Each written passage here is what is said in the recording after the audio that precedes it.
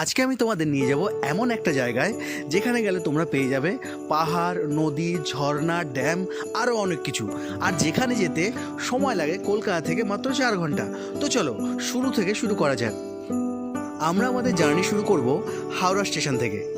সকাল 6:15 black diamond এক্সপ্রেসে করে আমরা রওনা দেব বরাকর স্টেশনের উদ্দেশ্যে।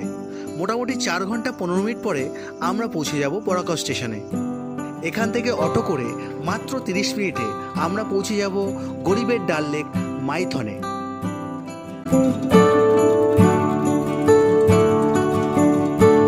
মাইথন ভ্রমণের প্রধান আকর্ষণ হলো মাইথন ড্যামে নৌকা ভ্রমণ, যেটা তোমাদের একটা আলাদাই এক্সপিরিয়েন্স দেবে।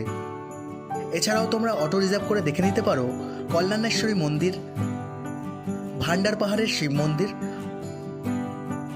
পাঞ্চেত ড্যাম, গড় পঞ্চকোট।